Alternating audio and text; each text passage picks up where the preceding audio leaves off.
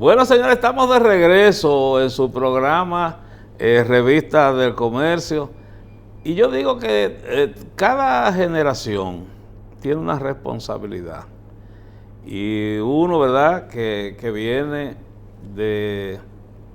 procede de lugares, ¿verdad?, de extracto humilde, que con el trabajo de nuestros padres al frente de negocios, colmados o el trabajo agrícola, nos desarrollamos.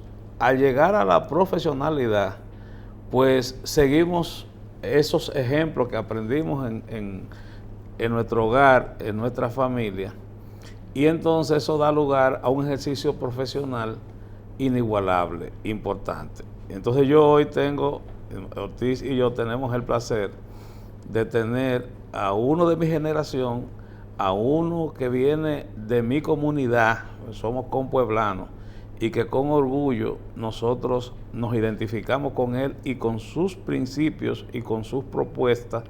Se trata del doctor Juan Rivera, igual que su papá, del Foro Nacional de Abogados. Es el presidente de ese foro que busca, persigue que verdaderamente la seguridad jurídica del país, ¿verdad?, que debe descansar en el Colegio Dominicano de Abogados, prospere y se mantenga. Bienvenido, doctor. Buenos días, Ricardo. Es siempre un honor, señor Ortiz, participar en tu programa. En la presentación faltó decir que también provengo del comercio. Mi padre, Juan Rivera, lo dije, venimos de un colmado, sí, claro. Llegó a tener 3 colmados y nosotros nos mantuvimos del colmado y participando del comercio, claro, ¿no? Que sí. Pero sobre todo tú eres un estandarte para mi generación, porque te has superado, eres una persona adelantada y sobre todo no has sido solo un comerciante exitoso, sino que te has mantenido apegado a los principios de seriedad, de transparencia y de honor, que es la gente que uno sigue. Así es que gracias por invitarnos. Una pregunta rapidísima. El Foro Nacional de Abogados que usted dirige, ¿cómo, cuándo, cómo, por qué surgió ese foro? Cómo no, yo pertenecía a una corriente que se llamaba Corriente Gremial Dignidad Jurídica, que era apéndice de un partido. Pero yo noté que los fines de esa corriente eran muy limitados. Y lo que hicimos fue clasificar a lo más granado de esa corriente y lo juntamos con abogados que también independientes que querían participar. Hicimos una especie de congresillo en Boca Chica y del colectivo salió el nombre. Ahí tenemos en ese foro a personas que incluso han hecho carrera, algunos son regidores, otros son diplomáticos, algunos son legisladores, otros son gremialistas. Nosotros pensamos que en ese foro reunimos y también le damos apertura a quien se quiera organizar a lo que representamos el gremialismo nuevo en la República Dominicana, que no vemos la participación en el Colegio de Abogados como un espacio ni para hacer dinero ni para hacer nombre. Es un espacio de servicio porque es la escuela en la que nosotros aprendimos. ¿El clientelismo se ha apoderado del colegio? Totalmente, incluso de la peor manera, porque sabe que los abogados en su mayoría no se motivan por participar en el colegio y se les critica eso. Sin embargo, el motivo fundamental es que el colegio, a pesar de que recibe sumas millonarias, no brinda ningún servicio. El servicio que le brinda el colegio a los abogados es de exonerarle la actualización de un carné y de cuando en vez dar algunos cursos, pero los cursos los damos todos. Pero ¿sabían ustedes que en la gestión del actual presidente, Surún Hernández, él ha recibido 700 millones de pesos documentados? O sea, nosotros tenemos los documentos de esos ingresos y nos preguntamos qué hubiese pasado, por ejemplo, con las maestrías y las especialidades que la ley dice que el Colegio de Abogados debe dar, si el dinero se usa para eso. ¿Y en qué se invierte ese dinero? Porque se supone, ¿verdad?, que de la misma manera que se conocen los ingresos, también se conocen los egresos. ¿En qué invierte el Colegio Dominicano de Abogados 700 millones? Esa es la gran pregunta que la abogacía se hace y es la gran pregunta que se está haciendo hoy día la Cámara de Cuentas de la República Dominicana. En un ejercicio de ciudadanía responsable, el Foro Nacional de Abogados hizo una solicitud documentada a la Cámara de Cuentas para que se haga una auditoría.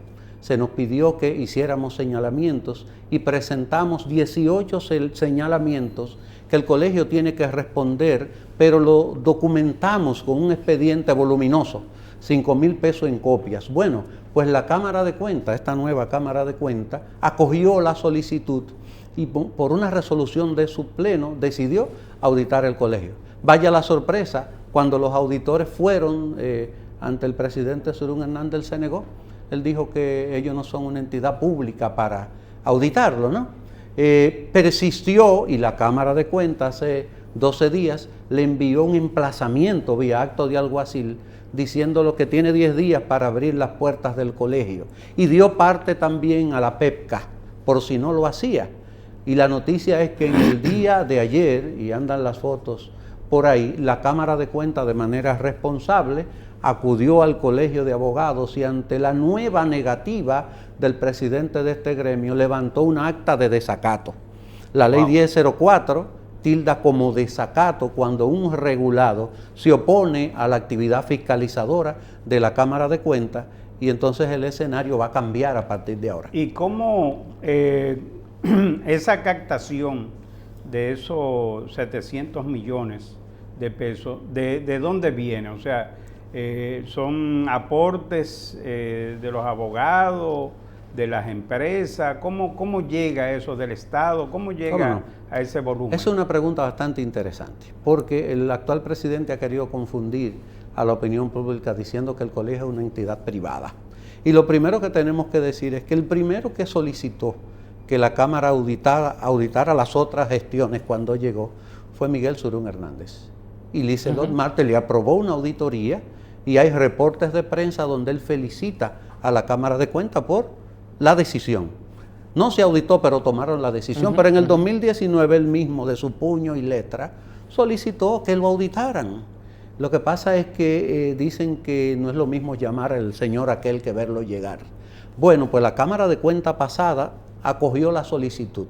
Se dejó marear un poquito de Surún, que se opuso. Finalmente ellos notificaron a la Procuraduría para que hiciera su trabajo. Sin embargo, el procurador de entonces metió eso en una gaveta, como se esperaba. Entonces, la pregunta de los fondos, él dice que es privada y que el dinero que maneja el colegio son de los aportes de los colegiados. Es verdad, hay una ínfima cantidad que rondan, digamos, los 3 millones al año, que lo aportamos los asociados. Nosotros pagamos 500 pesos por actualización del carnet, pero el grueso de los ingresos viene de tasas que están en la ley. Digamos, por cada contrato, por ejemplo, que notarice un notario en este país, al colegio hay que darle 50 pesos. Y eso se recauda a través de sellos de impuestos internos y los recaudos vienen desde la Procuraduría. Y le pongo un ejemplo para que vea la magnitud. De enero a mayo de este año nosotros lo solicitamos. Solo la Procuraduría General de la República le había entregado 45 millones de pesos al colegio. Una razón de 9 por mes, pero solo la Procuraduría. De 700 millones a 45 millones, mucha la diferencia. Sí, pero en esos 3 meses y los otros órganos como la Tesorería le provee fondos, también la Cámara de Comercio y Producción, cuando los abogados se juramentan tienen que dar 3,000 pesos. En definitiva, el monto son 700 millones y con eso se ha hecho muy poco. A nosotros nos preocupó, por ejemplo, que esta ley 319, que fue impulsada por el actual presidente, dice que el 30% de los ingresos debe ser especializado para maestrías y especialidades, pero bajo la supervisión del MESIT. Sin embargo, una certificación que nos proveyó el MESIT dice que nunca el Colegio de Abogados ha enviado ni solicitud de curso, ni solicitud de aprobación de una escuela que se crea a tal efecto. Y es el 30% de 700 millones, usted calcúlalo. Pero esta misma ley dice que si el presidente no hace eso y la junta directiva, hay que imputarlo por abuso de confianza, y es un delito perseguible. Nosotros queremos saber qué ha pasado con el 30%. Ahora en la pandemia, por ejemplo, la ley establece que había que crear un instituto de protección al abogado, parecido al INAVIMA, los que son maestros, para que me entiendan. INAVIMA, que es el Instituto de Protección de los Maestros. De los maestros. INAVI es otro órgano. ¿Qué pasó? Esa ley dice que es el 20% para pensiones, para gastos de salud, para seguridad social, para medicina. Y en la romana, los arquitectos tienen que reunir unos fondos para poder asistir a un colega que tiene problemas de amputación en la pierna, a un abogado. Con todo ese dinero que nosotros hemos recibido, nosotros tenemos colegas que terminaron su ejercicio y por esas cosas de la vida no gozan de una pensión. Y el colegio no les responden. La Cámara de Cuentas quiere saber qué ha pasado con eso. Juan, perdón, Ricardo, sí. Y en los periodos anteriores también habían volúmenes tan altos de ingresos. Mire, del 2010 para acá los volúmenes han sido importantes. Del 10 para atrás eran menos. Ahora, cuando entró el actual presidente, antes se pagaba 30 pesos. Sin embargo, el sello se indexó como manda la ley. Y la gran cantidad de dinero se recibe. Ahora, evidentemente, Diego José García, que manejó el colegio, manejó cantidades millonarias, Pérez Volques también, pero vaya usted a saber, este no es el primer intento que hace la Cámara de Cuentas. Desde la fundación del Colegio de Abogados, la Cámara de Cuentas ha estado aprobando hacer auditoría y nunca ha terminado una, porque la boicotean. Nosotros felicitamos a la nueva Cámara de Cuentas, que ha ido un poquito más allá que las demás, y tenemos la esperanza de que el Ministerio Público cumpla su rol. ¿Por qué? Porque ha habido una resistencia culposa del presidente del colegio, que no es una amenaza para los abogados. Por eso hablamos de la seguridad jurídica. Si el Ministerio Público, que es a quien le toca ahora poner en acción la acción pública y darle la fuerza pública a la Cámara de Cuentas para que audite el dinero del público, del pueblo, de los abogados y demás, si fracasa y no le dé el apoyo, yo le digo, hasta con pena, que a la Cámara de Cuentas va a haber que cerrarla, porque cualquier funcionario dirá que no lo auditen y nada pasará. De manera que la pelota está en manos de la magistrada Miriam Germán, en quien creemos, ¿verdad?, pero que tiene pendiente el trabajo frente al Colegio de Abogados, que hasta ahora no ha habido respuesta. Juan, ahí estamos viendo la imagen de que la Cámara de Cuentas vuelve a intentar auditar el Colegio de Abogados y no lo permite, que era parte de la denuncia. Sí, eso fue en el día de ayer. Eso fue en el día de ayer. Entonces, aparte de estos trabajos, ¿verdad?, en torno al colegio, hay una situación se habla de transparencia en la justicia. Hay varios casos en estos momentos que han sido sometidos. En esta misma semana se produjeron nuevos allanamientos. ¿Ustedes como Foro Nacional asumen alguna posición de cara a estos hechos o solamente se limitan a la parte que tiene que ver con el colegio? No, por el contrario. El Foro Nacional de Abogados propende a trabajar por el fortalecimiento institucional del país completo. Correcto. Y nosotros no tenemos duda en respaldar estas acciones de persecución de la corrupción.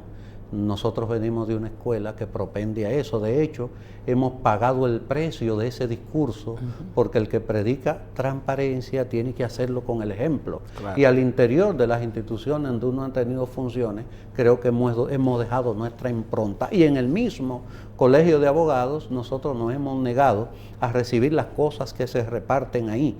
¿Pero por qué? Porque yo quiero ver a mi coterráneo, ¿no?, y contemporáneo, un día por ahí poderle mirar a la cara. Yo no quiero más nada. Que si alguien osare acusarme de algo, poder defenderlo con interés. Nosotros hemos rechazado apartamentos, hemos rechazado dinero, corremos los riesgos que corren los patriotas, aunque no me estoy poniendo el título, sí soy un aspirante a patriota. Creemos en esta lucha contra la corrupción. Creemos que el Ministerio Público está haciendo hasta más de lo que sus recursos permiten hacerlo. Y nosotros queremos sanciones para la corrupción, porque no podemos avalar eso. El tema no es que se los roben, el tema es que cuando se roben el dinero aparece el hospital del Ingenio Quisqueya sin insumos. Así es. Que no hay atención para la gente pobre, porque unos bandidos se quedan con el dinero de la gente, incluso Con relación a los últimos allanamientos, me crea mucha ilusión, porque ese segmento castrense era un segmento intocable en la sociedad dominicana, que la corrupción está hasta reglamentada, y eso debe cambiar, de manera que como punto de inflexión nosotros lo vemos positivo, un éxito del Ministerio Público que precisa de mayor apoyo, porque no es solo no me meto contigo, el Estado dominicano es un sistema y cada órgano debe funcionar, y el gobierno dominicano tiene que trabajar en la parte preventiva. Luis Abinader debe chequear los funcionarios que nombra, como los otros del PLD, que me tuve vínculo con el PLD, pero la misma posición desde siempre, la posición moral bochista, la mantuvimos. De manera que usted ha develado uno de los otros roles, el gran rol que tenemos desde el Foro Nacional de Abogados, ese es hacer el ejercicio ciudadano para que el Estado de Derecho se respete. Bueno, yo cuando lo veo hablar me siento muy identificado como ciudadano de ese planteamiento, pero como Foro Nacional de Abogados, que me imagino que está en todas partes del país, sí, y tiene abogados así es. De todas partes, ustedes ¿cómo han analizado la cantidad de casos que hay actualmente y otros que yo me imagino que tendrán que venir? Porque los otros días me enseñaron una foto de líderes políticos y yo dije, sí, pero ninguno de ellos están acusados todavía. Ninguno están acusados. Los que están acusados son otro tipo de allegados y demás. Entonces yo me imagino que va a continuar este proceso. Ahora, yo me pregunto, como se pregunta mucha gente, ¿tiene capacidad la justicia de la República Dominicana de abortar, vamos a decir, lo que la gente está esperando de hacer que se cumpla el debido proceso y que sean, vamos a decir, sentenciados aquellos culpables? ¿Está la justicia dominicana en capacidad de estos casos, más lo que vienen, más los otros que vienen, más los que vienen? Bueno, no se sabe cómo va a terminar. Sabe que la ciencia, es una buena pregunta, la ciencia provee de técnicas para tú con recursos escasos ser lo más eficiente posible. Tú lo que tienes que tratar de ser justo. ¿Por qué lo digo? Porque tú no puedes concentrarte solo en los corruptos de una administración y detenerte con los corruptos de otra. Tú tienes, porque ahora hay algunas preguntas también sobre casos actuales. Por ejemplo, la gente tiene una gran decepción sobre un funcionario importante que han trascendido muchísimas informaciones y no se han llamado. El Ministerio Público, yo sé que no es perfecto, aunque respaldo su trabajo, sé que tiene que hacer el esfuerzo. Pero el gran reto ahora, ¿sabe a quién le toca? A los jueces. Por eso digo que la justicia es una orquesta, es un sistema. Entonces los jueces tienen que ponerse a la altura de Jenny Berenice, de Miriam Germán, del magistrado Camacho y su equipo, y poder dictar sentencias apegado a derecho, pero que hagan justicia al pueblo dominicano con los fondos. Este sistema de justicia no es perfecto. Tenemos una buena intención en el Ministerio Público, con muchas limitaciones operativas, limitaciones de recursos, posiblemente un poquito atomizado, porque por el tema del respeto a la ley hay muchos fiscales que no se identifican con esta política, pero se va avanzando. Ahora, la gran revolución nosotros la esperamos en la Suprema Corte de Justicia, y todos los órganos del propio sistema judicial tienen que ponerse a la altura. Ahí los avances no han sido importantes. Fíjense en el caso de Brecht, que hay muchos imputados, hay muchos señalados, y apenas nos quedamos con 2 condenados.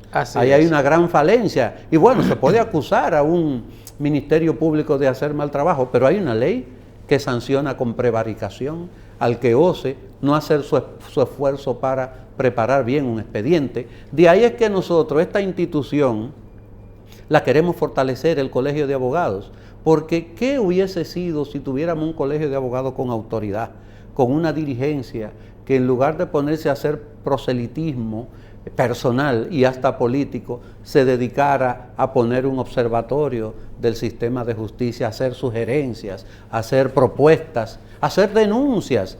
Por ejemplo, en el caso de la vida diaria del abogado, el abogado es el auxiliar de la justicia, el sujeto menos apreciado.